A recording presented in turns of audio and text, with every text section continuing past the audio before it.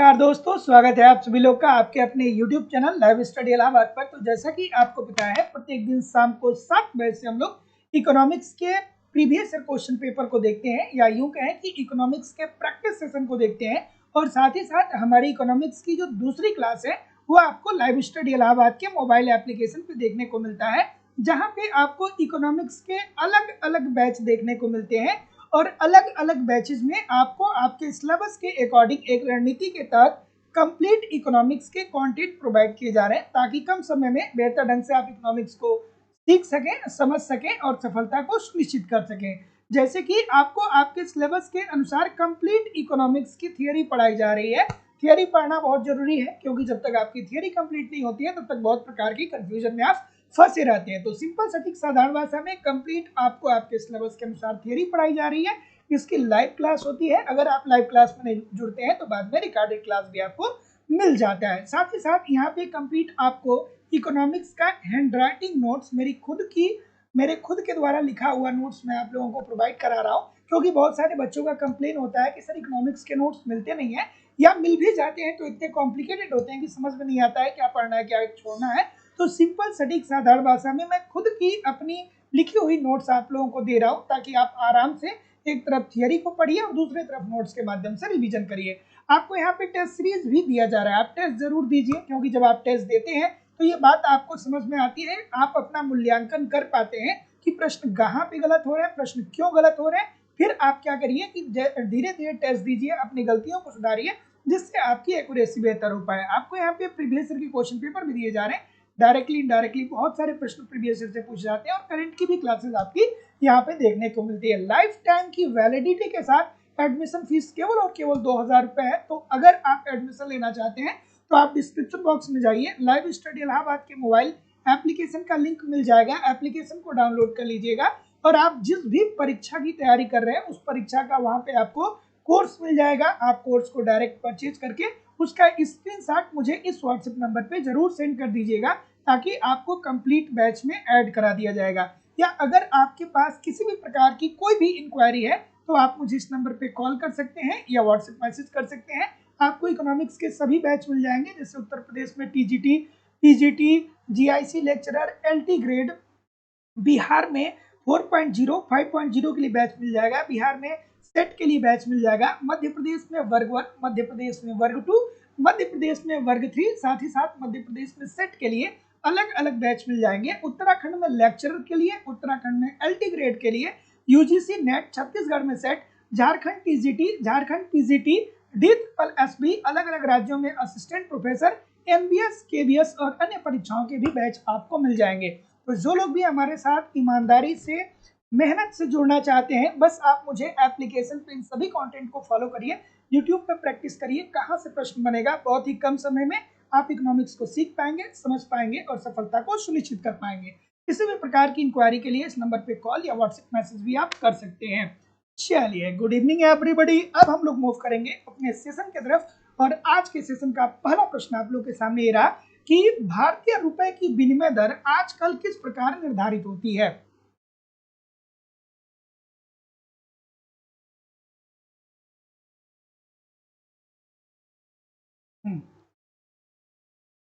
क्या उत्तर आ रहा है? तो जैसा कि मैं देख पा रहा हूं, क्या बोल रहे हैं? तो देखिए, सबसे पहले तो आपको ये पता होना चाहिए कि विनिमय दर का मतलब क्या होता है। विनिमय दर का मतलब ये होता है कि जहां पे मुद्रा एक्सचेंज किया जाता है, मतलब मुद्रा को बदला जाता है। जैसे आप रोज देखते हैं ना कि न्यूज में सुनते हैं या टेलीविजन पे देखते हैं कि आज $1 रुपए के मुकाबले मजबूत हो गया, 50 पैसे मजबूत हो गया, 25 पैसे मजबूत हो गया, या आज डॉलर रुपए की अपेक्षा थोड़ा सा क्या हो गया, कमजोर हो गया। मतलब अमूमन हम यही कहते हैं कि अगर जो आपको $1 प्राप्त करना है, जैसे आसानी से समझ लीजिए कि अगर जो आपको $1 चाहिए तो $1 के एवज में अप्रोक्सीमेटली वर्तमान समय की अगर जो बात करें तो आपको 84 रुपए देना चाहिए।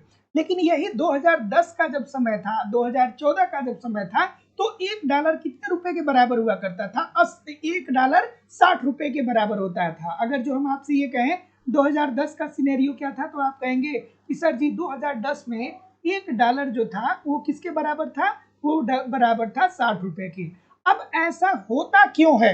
ऐसा होता क्यों है कि कभी $1 ₹84 के बराबर हो जाता है, कभी ₹83 के बराबर हो जाता है, कभी ₹80 के बराबर हो जाता है, कभी ₹70 के बराबर, ऐसा क्यों होता है? तो ऐसा इसलिए होता है कि अंतरराष्ट्रीय बाजार में मुद्रा की मांग और पूर्ति की शक्ति के आधार पे, अंतरराष्ट्रीय बाजार में मुद्रा की मांग और पूर्ति की शक्तियों के आधार में, अंतरराष्ट्रीय बाजार में मुद्रा की मांग और पूर्ति की शक्तियों के आधार पर दो देशों के बीच मुद्राओं का विनिमय होता है। और चूंकि आपको पता है डॉलर क्यों इतना मजबूत है, इसलिए कि विश्व की लगभग सभी अर्थव्यवस्थाएं डॉलर को स्वीकार करती हैं। और वहीं अगर जो रुपए की बात करें, हम अपने देश की मुद्रा की बात करें, तो यहाँ पे विश्व की बहुत कम ऐसी अर्थव्यवस्था है जो रुपए को स्वीकार करती है। तो डॉलर इसीलिए रुपए की अपेक्षा क्या है, मजबूत है। तो जितने लोग भी ऑप्शन नंबर सी बोल रहे हैं कि यह बाजार में निर्धारित होता है, अर्थात अंतरराष्ट्रीय बाजार में विनिमय दर मुद्राओं की मांग और पूर्ति की शक्तियों के आधार पर निर्धारित होता है।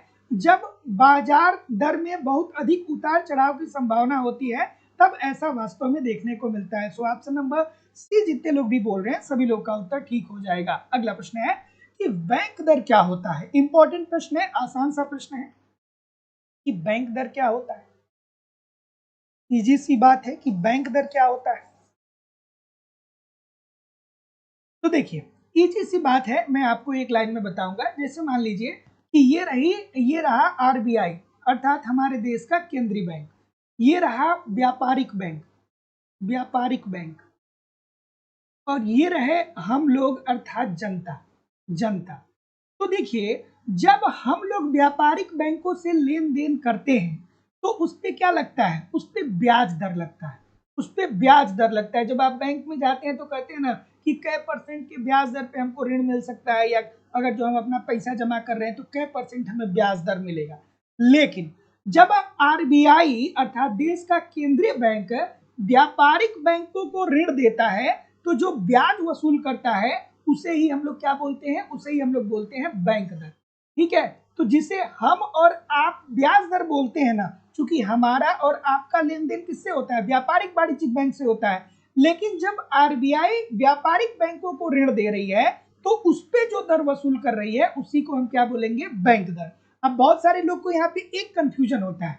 तो अगर जो आरबीआई अल्पकाल के लिए व्यापारिक बैंकों को ऋण दे रही है तो इसे क्या बोलेंगे, रेपो रेट बोलेंगे, इसे रेपो रेट बोलेंगे। और अगर जो व्यापारिक बैंक आरबीआई को अल्पकालीन ऋण दे रही है तो इसे हम लोग क्या बोलेंगे, इसे हम लोग बोलेंगे reverse repo rate, reverse repo rate, repo rate. तो क्या उत्तर आ रहा है, तो जैसा कि मैं देख पा रहा हूं ऑप्शन नंबर सी जितने लोग भी बोल रहे हैं कि बैंक को देश के केंद्रीय बैंक के पास प्राप्त वित्तीय सहायता पर जो ब्याज दर देनी होती है। तो ध्यान रखिएगा कि बैंक दर क्या होता है। तो बैंक दर जब आरबीआई या देश का केंद्रीय बैंक व्यापारिक बैंक को ऋण देता है और वहां पे अल्पकाल की बात नहीं हो रही है, तो जब केंद्रीय बैंक व्यापारिक बैंकों को ऋण देता है तो उस पर जो दर वसूल करता है उसे ही बैंक दर कहा जाता है। और जब व्यापारिक बैंक जनता से लेन देन करता है तो उस पर जो दर लगता है उसे ब्याज दर कहते हैं। और अगर जो आरबीआई व्यापारिक बैंकों को अल्पकाल के लिए ऋण दे रहा है तो उसे रेपो रेट कहते हैं। और अगर जो व्यापारिक बैंक आरबीआई को अल्पकालीन ऋण दे रहा है तो उसे रिवर्स रेपो रेट कहेंगे। सो option number C this is the right answer हो जाएगा। अगला प्रश्न है कि स्फीतिकारी दशाएं अनुकूल होती हैं। स्फीतिकारी दशाएं अनुकूल होती हैं, किसके अनुकूल होती हैं भाई, बताइए।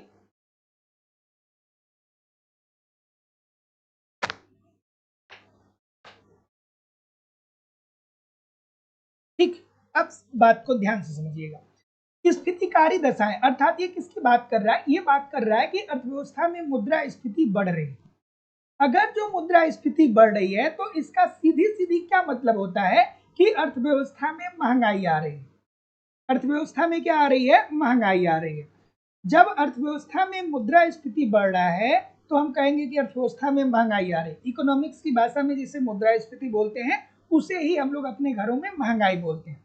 और महंगाई कब आता है, महंगाई कब आता है, मान लीजिए, ठीक है, ये हमको नहीं देखना कि महंगाई कब आता है, महंगाई आने के बहुत सारे कारण होते हैं। लेकिन यहाँ पे जो प्रश्न बन रहा है कि स्फीतिकारी दशाएं अनुकूल होती हैं, अर्थात मुद्रा स्फीति जब बढ़ती है तो महंगाई आती है।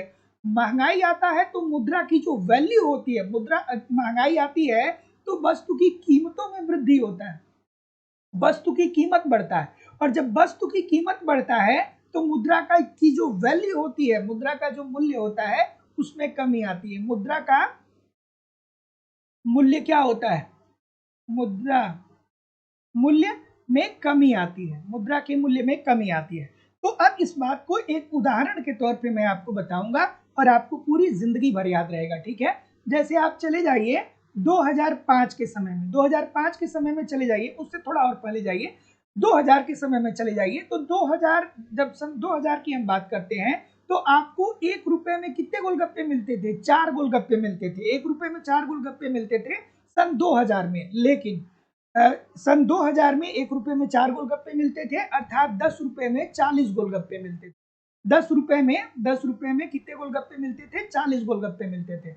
लेकिन अर्थव्यवस्था का विकास हुआ, अर्थव्यवस्था में मुद्रा स्फीति बढ़ी, धीरे धीरे मुद्रा स्फीति बढ़ी। मुद्रा स्फीति मतलब महंगाई बढ़ी, और जब महंगाई बढ़ती है तो वस्तु की कीमतों में वृद्धि होती है, और जब वस्तु की कीमत बढ़ती है तो मुद्रा की वैल्यू कम होती है। लेकिन अब यही अगर जो हम लोग 2025 की बात करें तो 2025 में आप 10 रुपए का गोलगप्पा खाने जाएंगे तो आपको कितने गोलगप्पे मिलेंगे? 6 गोलगप्पे मिलेंगे, बहुत ज्यादा। इसका मतलब कि आप कितने गोलगप्पे का आपको नुकसान हो रहा है? आपको 34 गोलगप्पे का आपको नुकसान हो रहा है। तो आपसे नंबर जो उधार लिया है उसको इससे क्या हो जाएगा? लाभ हो जाएगा। जैसे मान लीजिए कि आपका कोई दोस्त है, वो आज से 20-25 साल पहले आपसे 100 रुपये उधार लिया था, तो उस समय तो 100 रुपए की वैल्यू बहुत ज्यादा थी, क्योंकि इतनी ज्यादा महंगाई तो 20-25 साल पहले थी नहीं। लेकिन अब अगर जो वही 100 रुपए आपको वापस करेगा तो उतनी वस्तुओं को आप नहीं खरीद पाएंगे जितनी वस्तुओं को उसने खरीदा था। तो जब मुद्रास्फीति आती है तो जो ऋण लेता है उसको क्या होता है? फायदा होता है। अगला प्रश्न ये रहा कि किसने बैंक साख को आर्थिक विकास के प्रोत्साहन का साधन बताया? ये तो बच्चों वाली बात है, बताइए क्या उत्तर आ रहा है? इजी सी बात है, आपको याद आना चाहिए। किसकी याद आनी चाहिए? सुम्पीटर की याद आनी चाहिए। सुम्पीटर साहब क्या कहते हैं? सुम्पीटर साहब ये कहते हैं कि एक उद्यमी अगर जो लाभ कमाता है, सबसे पहले तो सुम्पीटर ने कौन सा सिद्धांत दिया था? तो इन्होंने लाभ का सिद्धांत दिया था। लाभ का सिद्धांत दिया था। फिर लाभ के सिद्धांत के अंतर्गत इन्होंने क्या बताया था कि एक उद्यमी को नवप्रवर्तक होना चाहिए। एक उद्यमी को क्या होना चाहिए? नवप्रवर्तक होना चाहिए, अर्थात उसे नए नए आइडियाज लाने चाहिए, ऐसे आइडियाज लाने चाहिए जो आज के पहले किसी ने नहीं लाया। जैसे मान लीजिए कि कोई एक व्यक्ति आया होगा जो सोचा होगा कि भारत जैसे देश में कैप भी बिक सकता है, टोपी भी बिक सकता है। उससे पहले कोई नहीं बेच रहा था, लेकिन कोई आया जिसने कहा कि भाई भारत में टोपी बिक सकती है। तो वो क्या हुआ? वो एक नव प्रवर्तक हुआ। जैसे सनरूफ का मैं उदाहरण देता हूँ, कार की बात करता हूँ, तो कार में पहले सनरूफ नहीं आता था, लेकिन कोई एक व्यक्ति आया, उसने सोचा कि भैया कार में सनरूफ दे दिया जाए। मनुष्य की प्रवृत्ति है ऐसी होती है कि वो ऊपर खड़ा होकर देखना पसंद करेगा। तो उसने एक सनरूफ दे दिया और उसी में कार की कीमत लाखों लाखों रुपए बढ़ गई और करोड़ों अरबों रुपए का व्यापार हो गया। तो जोसेफ शुम्पीटर साहब यही कहते हैं कि एक उद्यमी को नव प्रवर्तक होना चाहिए, नए नए आइडियाज लाने चाहिए, तभी वो लाभ कमाएगा। और जब वो नया आइडियाज लाएगा तो उसको पैसे की भी तो जरूरत होगी उत्पादन करने के लिए। तो ऐसी स्थिति में वो बैंक से साख ले लेगा, बैंक से साख ले लेगा। तो ऑप्शन नंबर ए। अगला, यदि सरकार द्वारा दिया गया ब्याज प्राथमिक घाटे में जोड़ दिया जाए तो वो किसके बराबर होगा? अब देखिए, इस प्रश्न को थोड़ा सा ईमानदारी से कंसंट्रेट होकर करिएगा। कभी भी ये ना सोचिएगा कि ये प्रश्न बहुत आसान है, ना यहाँ हमारे सेशन में सोचिए और ना ही जब पेपर देने बैठिएगा तब सोचिएगा। पूरे कंसंट्रेशन से, कहीं भी कुछ गलती नहीं होना चाहिए, क्योंकि एक पॉइंट गलत हुआ वहीं से चीजें क्या होने लगती हैं? गड़बड़ होने लगती हैं। तो आराम से करिए, पूरा कंसंट्रेट होके। क्या उत्तर आ रहा है? हाँ, राजकोषीय घाटा क्या होता है? कमेंट करके आप बताइए मुझे। राजकोषीय घाटा इज इक्वल टू क्या होता है? सभी लोग कमेंट करके बताइए। तो देखिए, राजकोषीय घाटे का फार्मूला ही यही होता है कि प्राथमिक घाटा, जैसे हम ये कहें, पहले हम देखिए 2-3 तरीके से समझिएगा इस बात। प्राथमिक घाटा इज इक्वल टू क्या होता है? अगर जो आपसे कोई पूछे कि प्राथमिक घाटा इज इक्वल टू क्या होगा, तो आप कहेंगे कि सर जी, राजकोषीय घाटा और उसमें से हम क्या करेंगे, ब्याज भुगतान को घटा देंगे, उससे हम ब्याज भुगतान को घटा देंगे।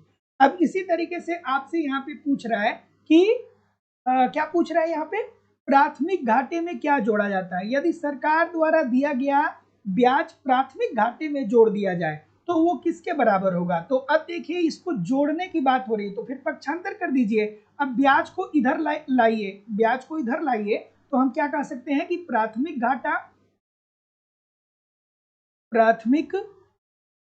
घाटा प्लस ब्याज भुगतान इज इक्वल टू किसके बराबर हो जाएगा, राजकोषीय घाटे के, राजकोषीय घाटा। तो ऑप्शन नंबर क्या आ रहा है, ऑप्शन नंबर क्या आ रहा है, तो जितने लोग भी ए बोल रहे हैं सभी लोग का उत्तर ठीक है कि यदि सरकार द्वारा दिया गया ब्याज प्राथमिक घाटे में जोड़ दिया जाए तो वो राजकोषीय घाटे के बराबर होगा।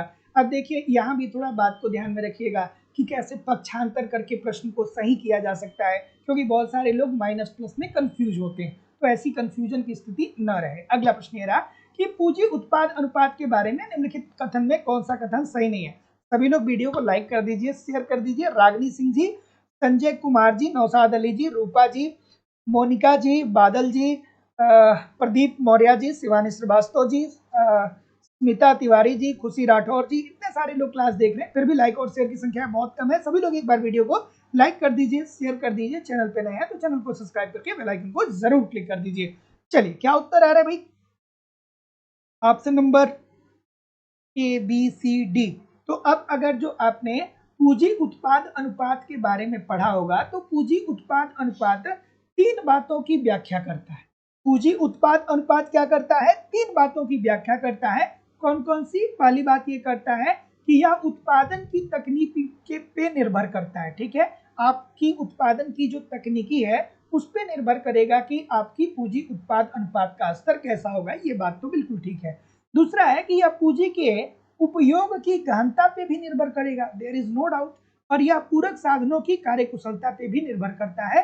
पूंजी की सीमांत उत्पादकता के ये बराबर नहीं होता है भाई। तो जितने लोग भी डी बोल रहे हैं सभी लोग का उत्तर यहाँ पे बिल्कुल ठीक हो जाएगा, option number D according to the question this is the right answer हो जाएगा। सूची 1 को सूची 2 के साथ सुमेलित करिए।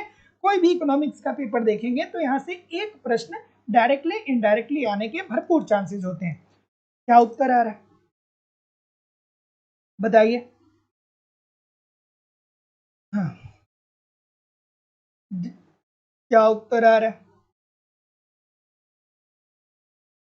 डायरेक्टली इनडायरेक्टली एक प्रश्न यहाँ से आपके पेपर में पूछे जाते हैं। एक सेकेंड मैं थोड़ा सा इंक्रीज कर दूं ताकि आप अच्छे से पाए क्वेश्चन को, ठीक है।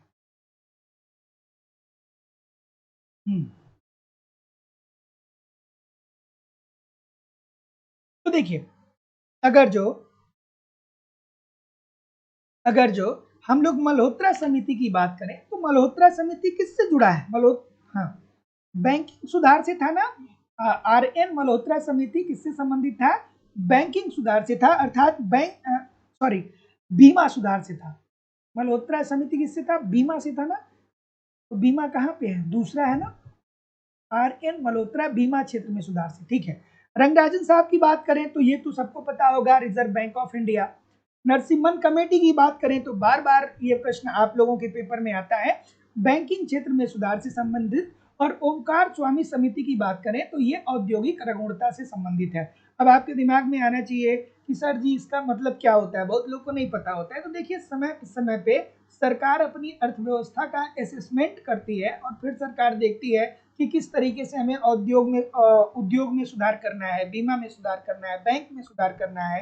तो ऐसी स्थिति में सरकार क्या करती है, एक कमेटी का गठन करती है और उस कमेटी का जो अध्यक्ष होता है वो सामाजिक रूप से बहुत ही सक्षम होता है। हो सकता है कि वो जस्टिस साहब हो, मतलब भूतपूर्व जस्टिस साहब हो सकता है कि कोई बहुत बड़े सामाजिक कार्यकर्ता हो। और फिर ये लोग क्या करते हैं कि कुछ सदस्य का निर्माण करते हैं, मतलब कुछ सदस्य बनाते हैं, फिर आपस में बैठ के ये विचार विमर्श करते हैं कि किस तरीके से हम औद्योगिक क्षेत्र में सुधार कर सकते हैं, या बैंकिंग क्षेत्र में सुधार कर सकते हैं, या बीमा क्षेत्र में सुधार कर सकते हैं। फिर ये अपने सुझाव को सरकार को देते हैं, बट सरकार नेसेसरी नहीं है कि इनकी बातों को मान ही ले। वो सरकार के ऊपर डिपेंड करेगा कि सरकार कौन सी बात मानेगी, कौन सी बातें नहीं मानेगी। तो इजी सी बात है, ध्यान रखिएगा कि आर एन मल्होत्रा समिति बीमा क्षेत्र में सुधार से संबंधित है। रंगराजन समिति की बात करें तो ये रिजर्व बैंक ऑफ इंडिया से संबंधित है। नरसिम्हन कमेटी बैंक क्षेत्र में सुधार से संबंधित है।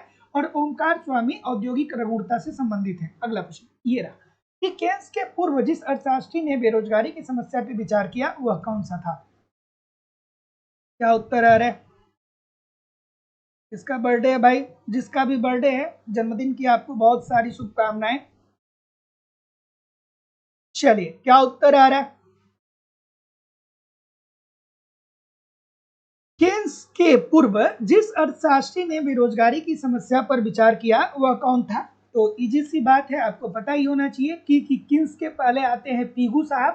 पीगू साहब क्या कहते हैं? पीगू साहब कहते हैं कि एक तो अर्थव्यवस्था में बेरोजगारी होती नहीं है, और अगर जो किसी कारणवश अर्थव्यवस्था में बेरोजगारी आती है तो बेरोजगारी को दूर करने के लिए हम लोग मौद्रिक मजदूरी में कटौती कर सकते हैं। ठीक है, मौद्रिक मजदूरी में कटौती। ठीक है, मौद्रिक मजदूरी में कटौती। तो याद रखिएगा, सबसे पहले पीगू ने कहा था कि देखिए अर्थव्यवस्था में बेरोजगारी की स्थिति होती नहीं है, लेकिन अगर जो किसी कारणवश अर्थव्यवस्था में बेरोजगारी उत्पन्न होती है तो हम मौद्रिक मजदूरी में कटौती करके बेरोजगारी की समस्या से निपट सकते हैं। लेकिन जब किन्स साहब आते हैं तो किन्स साहब इन लोगों की क्या कर देते हैं? आलोचना कर देते हैं। और किन्स साहब कहते हैं कि नहीं भैया, अगर जो हमें बेरोजगारी से निपटना है, किन्स ने क्या बोला था?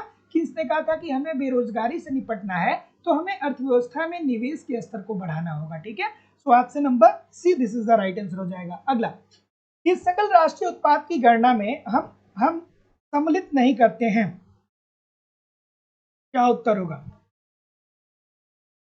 सकल राष्ट्रीय उत्पाद की गणना में हम किसे सम्मिलित नहीं करते हैं?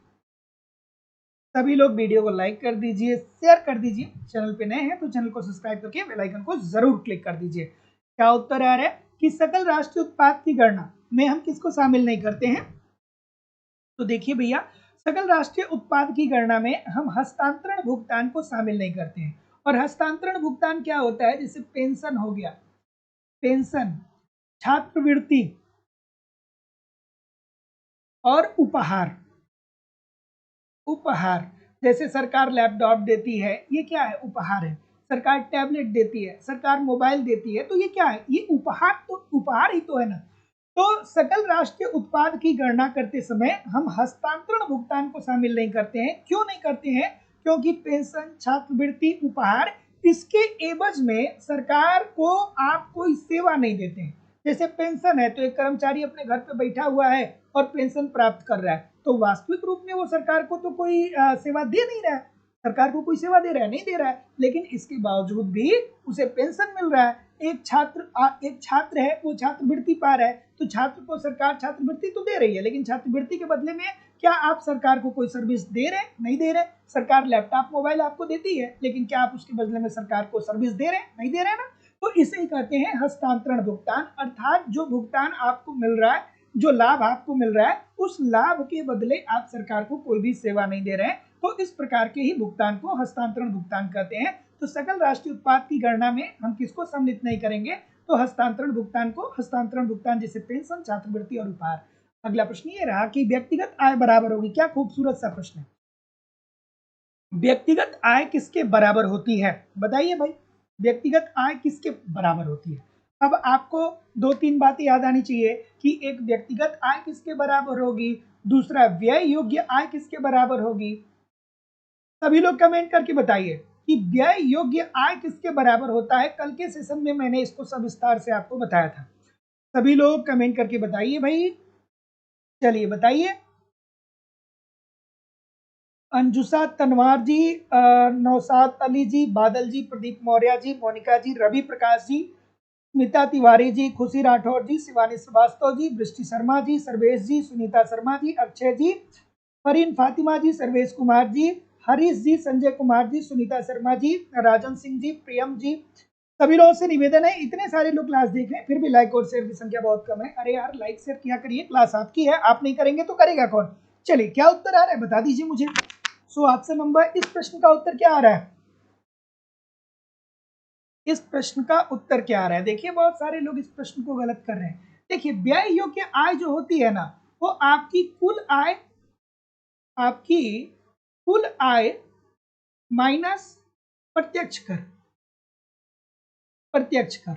यही तो होता है ना कि व्यय योग्य आय इज इक्वल टू आपकी कुल व्यक्तिगत आय माइनस प्रत्यक्ष कर होता है। उसी तरीके से अब यहाँ पे कहा जा रहा है कि व्यक्तिगत आय किसके बराबर होगा। तो व्यक्तिगत आय किसके बराबर होगा, इजी सी बात है कि जो आप व्यय कर रहे हैं और जो आप कर दे रहे हैं दोनों के बराबर होगा। सो option number C this is the right answer हो जाएगा। जैसे मैं आपसे ये कहूं कि आपकी कुल आय 100 रुपए है और 100 रुपए में से 20 रुपए आप प्रत्यक्ष कर के रूप में दे रहे हैं, तो आपकी व्यय योग्य आय कितनी होगी, 80 रुपए हो जाएगी। लेकिन वही अगर जो हम आपसे कहें कि व्यक्तिगत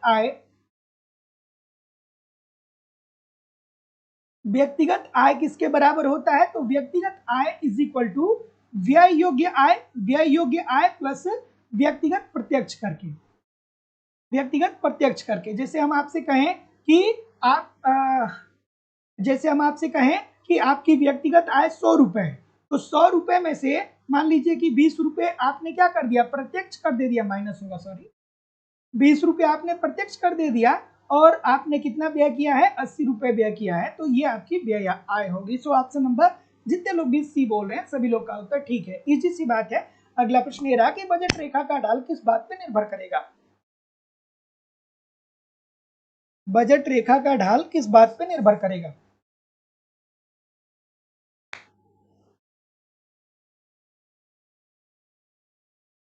ठीक, तो बजट रेखा का ढाल अगर जो आपके सामने आ गया तो आपको तुरंत ये वाली कंडीशन आ जानी चाहिए, P X upon P Y is equal to M R S X Y. अब देखिए यहाँ पे अगर जो आपने थियरी नहीं पढ़ी है तो आपको बहुत सारी चीजें समझ में नहीं आ पाएंगी, ठीक है ना। तो बार बार बोलता हूँ कि इकोनॉमिक्स देखिए बहुत ज़रूरी है कि आप थियरी पढ़ें, कहीं ऐसा ना हो कि आप बहुत ज़्यादा प्रयास तो कर रहे हैं, बहुत ज़्यादा मेहनत तो कर रहे हैं, लेकिन कुछ कारणों से क्या हो कि आपकी थियरी कंप्लीट ना हो। तो जो आप कर सकते हैं, जितना आप समझ सकते हैं, जितना आप बेहतर कर सकते हैं, उतना बेहतर आप ना कर पाए, तो इस बात को भी थोड़ा सा ध्यान से समझिएगा। तो ऑप्शन नंबर क्या आ रहा है, एक सेकेंड, थोड़ा सा एक इंपॉर्टेंट कॉल है। हेलो, हाँ,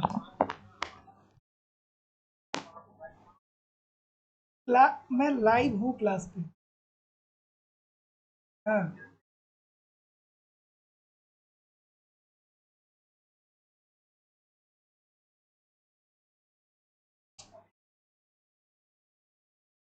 ठीक है, और ओटीपी की जरूरत पड़ेगी आप मुझे मैसेज करिएगा, मैं लाइव क्लास में हूँ अभी। ठीक है, ठीक, ठीक, हाँ हाँ हाँ, हाँ हाँ भेज दिया।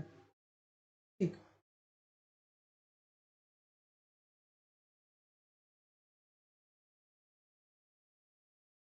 ठीक, क्या क्या आ रहा है इस प्रश्न का उत्तर कि बजट रेखा का ढाल किस बात पर निर्भर करता है।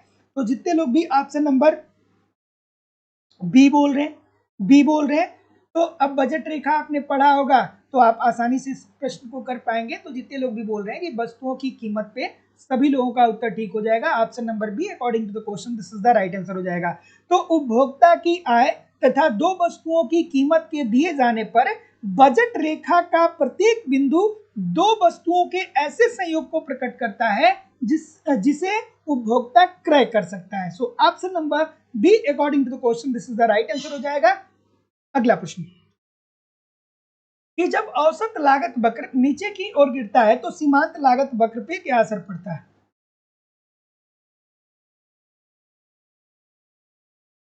जब औसत लागत वक्र नीचे की ओर गिरता है तो सीमांत लागत वक्र कैसा होता है भाई बताइए।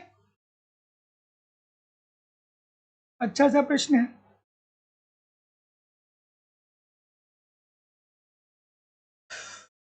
ठीक, बी सी।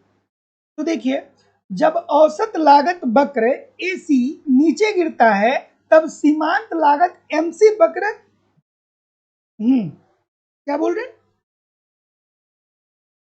इजी सी बात है भाई, ये इजी सी बात है। अगर जो आपने थोड़ा भी पढ़ा होगा तो आप बड़े आसानी से इस प्रश्न का उत्तर कर पाएंगे। ये क्या होता है, ये होता है आपका एमसी और ये होता है आपका एसी, ठीक है। तो जब औसत लागत वक्र AC नीचे गिरता है तब सीमांत लागत वक्र MC वक्र इसके नीचे बाईं तरफ गिरता हुआ होता है और AC वक्र ऊपर उठता हुआ होता है। तो MC वक्र इससे क्या होगा, बाईं ओर ऊपर उठता हुआ होता है। सो ऑप्शन नंबर जितने लोग भी बी बोल रहे हैं कि औसत लागत वक्र के नीचे स्थित होता है, सभी लोग का उत्तर ठीक हो जाएगा। अब देखिए ऐसे प्रश्नों के लिए आपको थियरी पढ़नी पड़ेगी। इस प्रश्न का उत्तर थोड़ा ईमानदारी से सभी लोग करिए, क्योंकि हजारों छात्रों से ऊपर चले जाएंगे कंपटीशन में अगर आप इस प्रश्न को ठीक से कर पा रहे हैं तो। और करना कुछ नहीं है, मांग की लोच का फार्मूला पुट कर देना है। और हमारी इकोनॉमिक्स की दूसरी क्लास आपको लाइव स्टडी इलाहाबाद के मोबाइल एप्लीकेशन पे मिलेगी, जहाँ पे आपको इकोनॉमिक्स के अलग अलग बैच देखने को मिलेंगे और अलग अलग बैच में एक रणनीति के तहत आपको कंप्लीट कंटेंट दिए जा रहे हैं। जैसे आपको कंप्लीट वहाँ पे थियरी पढ़ाई जा रही है, थियरी जरूर पढ़िए। थियरी एक बार पढ़ लिए तो ऑटोमेटिक बहुत सारी चीजें ऐसी होंगी जो सही होने लगेंगी। तो सिंपल सटीक साधारण भाषा में पूरी थियरी हमारे द्वारा ही पढ़ाई जा रही है, वहाँ पे थियरी पढ़िए। आपको नोट्स भी दिया जा रहा है, कम से कम 1 घंटे रोज नोट्स पढ़िए। आपको टेस्ट सीरीज भी दिया जा रहा है, टेस्ट दे करके अपनी गलतियों को सुधारिए। प्रीवियस ईयर दिया जा रहा है, उसको पढ़ते रहिए। डायरेक्टली इनडायरेक्टली बहुत सारे प्रीवियस ईयर से प्रश्न मिलते हैं और करंट की भी क्लास होती है। इतने सारे माध्यम से अगर जो आप मुझे एप्लीकेशन पे फॉलो कर रहे हैं, यूट्यूब पे प्रैक्टिस कर रहे हैं, तो प्रश्न कहाँ से बनेगा। मैं निश्चित तौर से कह सकता हूँ कि बहुत ही कम समय में सटीकता के साथ अपनी आप तैयारी कर सकते हैं, बशर्ते 3, साढ़े 3, 4 घंटे आप हमें जरूर दीजिए। 2 घंटे एप्लीकेशन पे, 2 घंटे यूट्यूब पे, इतना तो समय आप निश्चित तौर पे दीजिए। मैं निश्चित तौर पे कह रहा हूँ कि बहुत कम समय में आप इकोनॉमिक्स को सीख पाएंगे, समझ पाएंगे और सफलता सुनिश्चित कर पाएंगे। लाइफ टाइम की वैलिडिटी के साथ आपको कोर्स मिलता है। एडमिशन फीस 2000 रुपये है। तो जो लोग भी एडमिशन लेना चाहते हैं, जाइए डिस्क्रिप्शन बॉक्स में लाइव स्टडी इलाहाबाद के मोबाइल एप्लीकेशन का लिंक मिल जाएगा। एप्लीकेशन को डाउनलोड कर लीजिए और वहां से आप डायरेक्ट कोर्स को परचेज कर सकते हैं। अगर जो आप डायरेक्ट कोर्स नहीं परचेज कर पा रहे हैं या किसी भी प्रकार की आपकी इंक्वायरी है, तो आप मुझे इस नंबर पे कॉल कर सकते हैं या व्हाट्सएप मैसेज भी कर सकते हैं। चलिए क्या उत्तर आ रहा है भाई। तो देखिए प्रश्न दिया है कि किसी वस्तु की मांग 30 इकाई से बढ़ के 45 इकाई हो जाता है। जब कीमत 12 रुपए से घटकर 10 रुपए हो जाता है तो मांग की लोच आपको बताना है। तो सबसे पहले तो आपको पता होना चाहिए कि मांग की लोच का फॉर्मूला क्या होता है। मांग की लोच का फॉर्मूला क्या होता है, सभी लोग लिख करके बता दीजिए। Minus delta Q upon delta P into P by Q. अब अगर जो आपको डेल्टा क्यू निकालना है, तो डेल्टा क्यू क्या होता है, डेल्टा क्यू ये क्या होता है, ये मांग में वृद्धि होता है ना, मांग में वृद्धि। डेल्टा क्यू क्या होता है, मांग में वृद्धि। तो मांग में वृद्धि कितना हो रहा है कि एक वस्तु 30 इकाई से बढ़ के 45 इकाई हो जा रही है। अर्थात मांग में कितने की वृद्धि हो रही है, 15 की वृद्धि हो रही है ना। अर्थात मांग में कितने इकाई की वृद्धि हो रही है, 15 की वृद्धि हो रही है। उसी तरीके से डेल्टा पी भी आप निकाल लीजिए। तो delta P is equal to क्या हो जाएगा, अब यहाँ पे कीमत में वृद्धि की बात हो रही है, कीमत में वृद्धि। तो कीमत में वृद्धि की अगर जो बात हो रही है तो ये 12 रुपए से घट करके 10 रुपए हो जा रहा है। अर्थात यहाँ पे कीमत में वृद्धि 10 माइनस 12 इज इक्वल टू कितना आ जाएगा, कीमत में -2 रुपए की कमी आ जा रही है। अब आप फार्मूले में रख लीजिए, आपका उत्तर आ जाएगा। तो आपको डेल्टा क्यू भी पता चल गया, डेल्टा पी भी पता चल गया, पी भी पता है और क्यू भी पता है। चलिए रखते हैं इसको फाइनली अपने फार्मूले में, इस वाले फार्मूले में। तो माइनस डेल्टा, हाँ डेल्टा क्यू का मान कितना है, डेल्टा क्यू का मान दिया गया है 15 अपान डेल्टा पी कितना आया है -2, ये तो कैंसिल आउट हो जाएगा, इनटू कीमत कितना है 12 रुपए है, और प्रारंभिक कीमत 12 रुपए है और प्रारंभिक मांग कितनी है, प्रारंभिक मांग 30 प्रारंभिक मांग कितनी है, 30 इकाई है, 30 इकाई है। और जब आप इसको सॉर्ट आउट करेंगे तो ईपी इज इक्वल टू, ये तो ऐसे चला जाएगा, 15 दूना 30, 6 दूना 12 और 3 दूना 6, अर्थात ईपी का मान कितना आ गया, 3 आ गया ना। तो जितने लोग भी सी बोल रहे हैं सभी लोग का उत्तर बिल्कुल ठीक है। अगला प्रश्न, अधिकतम बिक्री सिद्धांत के प्रतिपादक कौन है। अधिकतम बिक्री सिद्धांत के प्रतिपादक कौन है? बताइए भाई। एक अर्थशास्त्री हुए जिन्होंने बहुत अच्छी बात कही। जिन्होंने क्या कही? बहुत अच्छी बात की। क्या कही?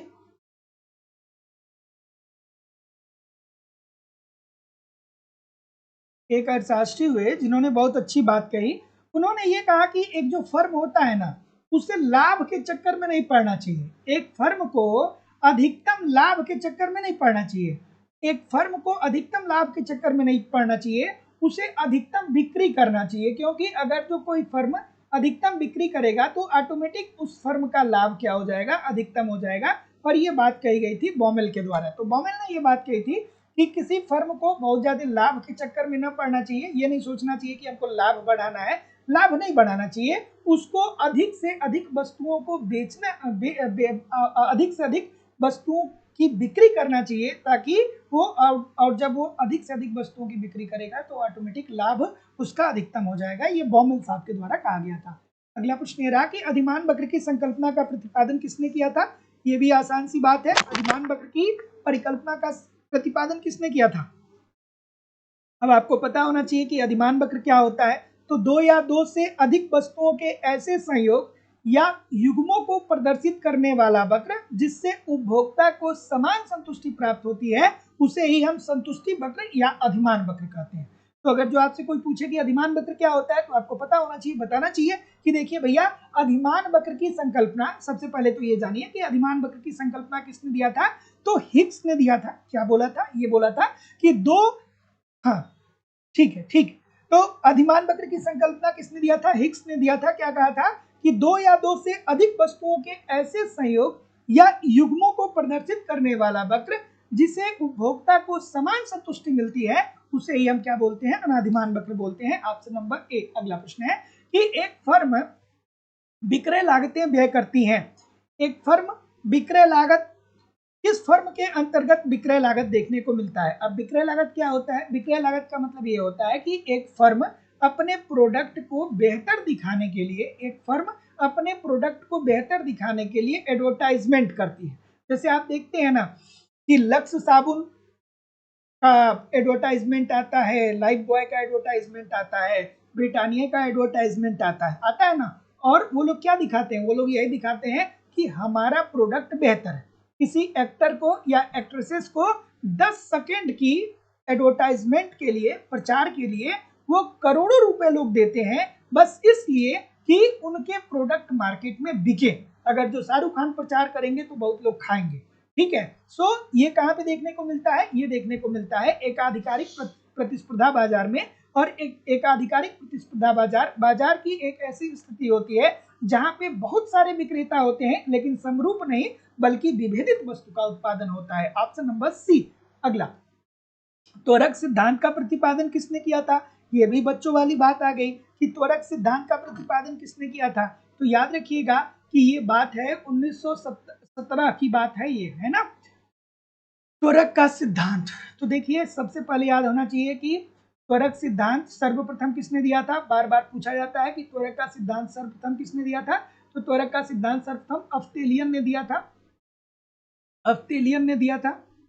त्वरक की अवधारणा को विकसित किसने किया था? तो विकसित करने का कार्य किसको जाता है? क्लार्क साहब को जाता है, जेबी क्लार्क को जाता है। ठीक है। त्वरक क्या बताता है? Delta I upon delta C के बारे में बात करता है त्वरक, जहां पे त्वरक बताता है कि उपभोग में परिवर्तन का निवेश पे क्या प्रभाव पड़ेगा। अर्थात जब उपभोग अर्थव्यवस्था में परिवर्तित होगी तो उससे निवेश पे क्या प्रभाव पड़ेगा। तो जितने लोग भी ए बोल रहे हैं, कॉलिन क्लार्क, सभी लोग का उत्तर यहाँ पे बिल्कुल ठीक हो जाएगा। ऐसे ही गुणक की भी बात आप ध्यान में रखिएगा, क्योंकि एक प्रश्न यहाँ से बनता है, ये एक पैटर्न है और इस पैटर्न से ही पेपर में प्रश्न आता है। तो गुणक की बात अगर जो करें तो गुणक की बात सर्वप्रथम किसने किया था? तो सर्वप्रथम रोजगार गुणक के रूप में आर एफ कोहन के द्वारा किया गया था। और आर एफ कोहन ने कहा था अपने रोजगार गुणक सिद्धांत के अंतर्गत कि जब अर्थव्यवस्था में आरंभिक दौर में रोजगार बढ़ता है तो इसके कारण भविष्य में रोजगार में कई गुने की वृद्धि आती है। लेकिन गुणक की अवधारणा को विकसित किसने किया था? तो विकसित करने का कार्य निवेश गुणक के रूप में किन्स को जाता है। और किन्स साहब निवेश गुणक में ये बताते हैं कि जब कोई अर्थव्यवस्था में प्रारंभिक दौर में निवेश किया जाता है तो इसके परिणाम स्वरूप भविष्य में चल करके अर्थव्यवस्था की राष्ट्रीय आय में कई गुना वृद्धि होती है, अर्थात कई गुना वृद्धि होती है। जितना निवेश किया जाता है उसकी अपेक्षा में कई गुना वृद्धि होती है। अगला प्रश्न आपके सामने ये रहा कि उपभोक्ता अतिरेक की अवधारणा किसने दिया था? उपभोक्ता के अतिरेक की अवधारणा किसने दिया था? सो इजी सी बात है, उपभोक्ता की अतिरेक की अवधारणा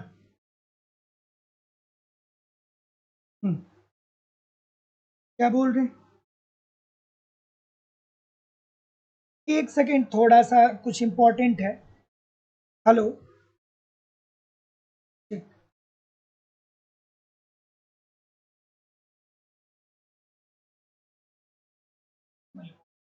एक सेकेंड।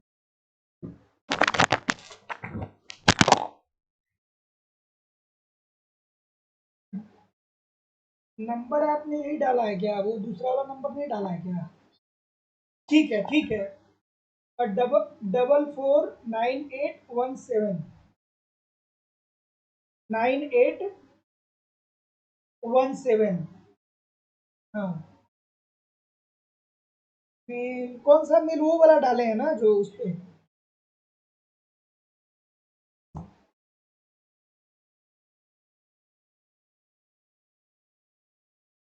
877555। हाँ ठीक।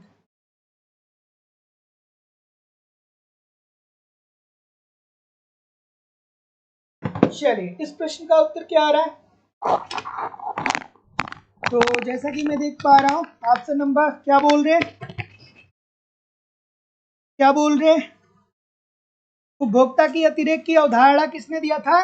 तो देखिए, याद रखिएगा, अगर जो पूछे सर्वप्रथम, सर्वप्रथम किसने दिया था? तो सर्वप्रथम ड्यूपिट ने दिया था। लेकिन उपभोक्ता की उपभोक्ता अतिरेक की अवधारणा को विकसित किसने किया था? तो विकसित करने का श्रेय मार्शल साहब को जाता है।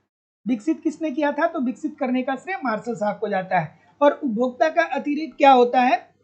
तो जब उपभोक्ता का अतिरेक का मतलब यह होता है कि आप किसी वस्तु को परचेज करने के लिए जो मूल्य देने को तैयार हैं और वास्तविक रूप से जो मूल्य दे रहे हैं उसे ही हम लोग क्या बोलेंगे? उपभोक्ता का अतिरेक कहेंगे। जैसे कि मान लीजिए कि आप LG का फ्रिज खरीदने गए मार्केट में और आपको ये लगा कि 40,000 रुपए का हम LG का फ्रिज खरीदेंगे। लेकिन जब आप मार्केट में जाते हैं तो आपको ये पता चलता है कि यहाँ पे दिवाली ऑफर चल रहा है और आपको ये फ्रिज केवल और केवल 35,000 रुपए में मिल जा रहा है। तो आपकी बचत कितनी हो गई? 5,000 रुपए की हो गई। अर्थात आप फ्रिज खरीदने के लिए 40,000 रुपए देने को तैयार थे, लेकिन वास्तविक रूप में आप केवल और केवल 35,000 ही दे रहे हैं। सो इसका मतलब कि आपकी बचत 5,000 रुपए की हो गई। Option number C, this is the right answer हो जाएगा। अगला प्रश्न आपके सामने ये रहा।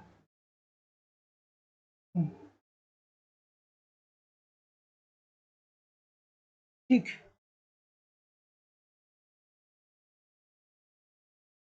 क्या उत्तर आ रहा है? कि उस अर्थशास्त्री का नाम बताइए जिसने कीमत निर्धारण में समय के महत्व को बताया था। ये भी बच्चों वाला प्रश्न है भाई। ठीक है, तो ऑप्शन नंबर, तो जैसा कि मैं देख पा रहा हूं, क्या बोल रहे हैं?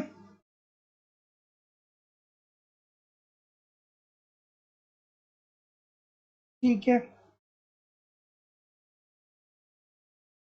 ठीक है, इजी सी बात है। समय के महत्व को किसने बताया? तो जितने लोग भी डी बोल रहे हैं, कितने प्रकार के समय के महत्व की बात उन्होंने किया था? थोड़ा सा इस प्रश्न का उत्तर आप सभी लोग कमेंट करके बताइएगा। कि अल्फ्रेड मार्शल ने कहा था कि देखिए, जब किसी वस्तु की कीमत का निर्धारण होगा तो उस वस्तु की कीमत के निर्धारण होने में समय बहुत महत्वपूर्ण होगा। और ये बात सही भी है। अभी आप ठंडी में गर्मी का कपड़ा खरीदने जाइए तो आपको वो सस्ता मिलेगा। आप गर्मी में ठंडी का कपड़ा खरीदने जाइए तो वो आपको सस्ता मिलेगा। अगर जो आप ठंडी में गर्मी का कपड़ा खरीदने जाइए तो आपको सस्ता मिलेगा। क्यों मिलेगा? क्योंकि जो कंपनियां हैं उन्होंने अपना पैसा इन्वेस्ट किया है और वो पैसा बस इस वो पैसा निकाल लेंगी थोड़ा सा वस्तु को सस्ता बेच के, ताकि वो अगले सीजन के लिए, अगले सीजन के लिए वस्तु का उत्पादन कर पाए। तो हाँ, क्या उत्तर आ रहा है? डी बोल रहे हैं अल्फ्रेड मार्शल। और अल्फ्रेड मार्शल ने 4 प्रकार के समय की बात की थी, अति अल्पकाल, दीर्घकाल, अल्पकाल और अति दीर्घकाल। चार समय की बात की थी, अति अति अल्पकाल, अल्पकाल, दीर्घकाल और अति दीर्घकाल। तो ऑप्शन नंबर डी। अगला है कि यद्यप ब्याज की दर मुद्रा की मांग और पूर्ति में साम्य के द्वारा निर्धारित होती है, तथापि कभी कभी मुद्रा की पूर्ति में वृद्धि भी ब्याज दर को घटा नहीं पाती है। ये तो बच्चों वाला प्रश्न है। ये बात किसने कही थी? ये बात किसने कही थी? तो ये बात किन्स के द्वारा कही गई थी। किन्स ने अपने तरलता जाल की अवधारणा के अंतर्गत यही तो बात कही थी ना, कि जब अर्थव्यवस्था में मुद्रा की पूर्ति को बढ़ाया जाएगा, अर्थव्यवस्था में मुद्रा की पूर्ति को बढ़ाया जाएगा, तो मुद्रा की पूर्ति बढ़ने के कारण ब्याज दर में कमी तो आएगी, ब्याज दर में कमी आएगी, लेकिन ब्याज की दर एक निश्चित सीमा तक ही गिर सकती है। ब्याज की दर कभी भी शून्य या ऋणात्मक नहीं हो सकती है। ब्याज की दर कभी भी शून्य या ऋणात्मक नहीं हो सकती है। और बात सही भी है, आप ऐसा थोड़ी करेंगे कि बैंक में जाएंगे और 1 लाख रुपए जमा करेंगे और कहेंगे कि 5 साल बाद हम आपसे 1 ही लाख रुपए ले लेंगे, अर्थात जीरो ब्याज के लिए आप पैसा थोड़ी जमा करेंगे। तो यही बात किसने कहा था कि देखिए भैया, अर्थव्यवस्था में जब मुद्रा की पूर्ति बढ़ेगी ना, तो मुद्रा की पूर्ति बढ़ेगी तो सबके पास पैसा आएगा, सबके पास पैसा आएगा तो लोग ऋण की मांग कम कर देंगे, और जब ऋण की मांग कम कर देंगे तो ऐसी स्थिति में ब्याज की दर में कमी आने लगेगी। लेकिन ब्याज की दर एक निश्चित सीमा तक ही कम हो सकती है, ब्याज की दर कभी भी शून्य या ऋणात्मक नहीं हो सकता है। अगला प्रश्न आपके सामने ये रहा कि सहज समृद्धि अवस्था का तात्पर्य क्या है। सहज समृद्धि अवस्था क्या होता है भाई इकोनॉमिक्स में, बताइए। सहज समृद्धि अवस्था, ठीक है। तो सहज समृद्धि अवस्था क्या मतलब होता है? सहज समृद्धि अवस्था एक ऐसी अर्थव्यवस्था में अवस्था होती है जब सभी साधनों तथा उत्पादन में वृद्धि समान दर के साथ होता है। मतलब उत्पादन के जितने भी साधन हैं उसमें समान दर से वृद्धि होता है और उत्पादकता का स्तर भी समान दर से बढ़ता है। सो ऑप्शन नंबर जितने लोग भी डी बोल रहे हैं कि जब सभी साधनों तथा उत्पादन की वृद्धि समान दर से हो तथा इस समय के प्रति स्थिर रहे। So option number D according to the question this is the right answer. अगला प्रश्न ये रहा कि कुल मुद्रा पूर्ति जो चलन मुद्रा के परिमाण और बैंकों की कुल कुल जमा तथा रिजर्व बैंक के पास अन्य जमा का योग होता है, भारत में कही जाती है। देखिए क्या खूबसूरत सा प्रश्न है। अब आपको यहाँ पे याद आना चाहिए कि सर जी हम लोग M0 को क्या बोलते हैं, M0 को आरक्षित मुद्रा बोलते हैं। ये प्रश्न आता है, एक प्रश्न पक्का आपके पेपर में यहाँ से आएगा। M0 को आरक्षित मुद्रा बोलते हैं। M0 की अवधारणा किसने दिया था? तो रेड्डी समिति के द्वारा दिया गया था, ठीक है। उसी तरीके से आपको याद आना चाहिए कि सर जी M1, M2, M3, M4 इसकी अवधारणा किसने दिया था? तो इसकी अवधारणा चक्रवर्ती समिति के द्वारा दिया गया था, चक्रवर्ती समिति। अब बहुत सारे लोग को नहीं समझ में आएगा कि सर जी ये M1 क्या होता है, M2 क्या होता है, M3 क्या होता है, M4 क्या होता है। तो मैं आसान भाषा में आपको समझने के लिए बता दूं कि आरबीआई ने देश में जो मुद्रा डाला है उस मुद्रा को M1, M2, M3, M4 के रूप में उन्होंने कोडित किया है। M1 के अंतर्गत क्या आते हैं? जैसे नोट व सिक्के आते हैं।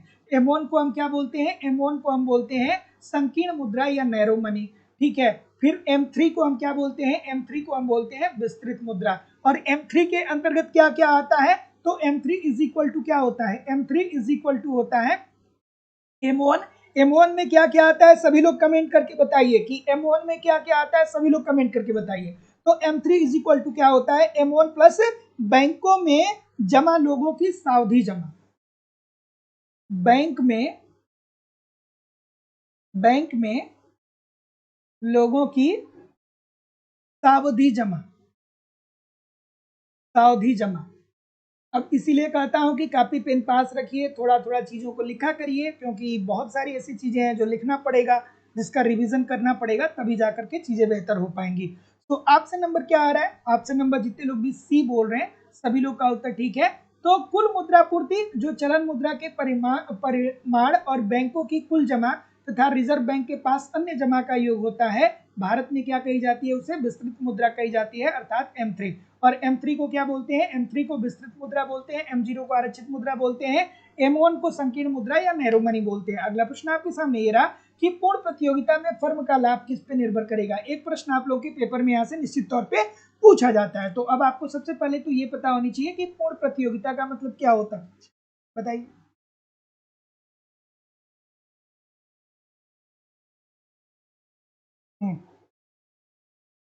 क्या उत्तर आ रहा है? तो अब आपको तुरंत याद आना चाहिए कि सर पूर्ण प्रतियोगिता क्या होता है। तो पूर्ण प्रतियोगिता बाजार की एक ऐसी स्थिति होती है जहाँ पे बहुत सारे क्रेता होते हैं, बहुत सारे विक्रेता होते हैं, समरूप वस्तु का उत्पादन होता है, क्रेता और विक्रेता सबको बाजार का ज्ञान होता है, मांग और पूर्ति की शक्तियों के आधार पे कीमतों का निर्धारण उद्योग के द्वारा होता है और पूर्ण प्रतियोगिता के अंतर्गत श्रमिकों को उनकी सीमांत उत्पादकता के बराबर मजदूरी मिलती है। अब आपको पूरा प्रॉपर्टीज याद होना चाहिए पूर्ण प्रतियोगिता का, अपूर्ण प्रतियोगिता का, अल्पाधिकार का, अध्याधिकार का, एकाधिकार का, एकाधिकारिक प्रतियोगिता बाजार का, एकाधिकार बाजार का, अल्पाधिकार बाजार का, ये सब प्रॉपर्टीज आपके दिमाग में घूमनी चाहिए। नहीं घूम रही तो भैया थियरी पढ़िए और इसको घुमाइए, तभी जाकर के मजा आएगा जिंदगी में। क्या उत्तर आ रहा है? तो जितने लोग भी आपसे नंबर सी बोल रहे हैं कि कीमत के औसत लागत के आधिक्य पे, सभी लोग का उत्तर यहाँ पे बिल्कुल ठीक हो जाएगा।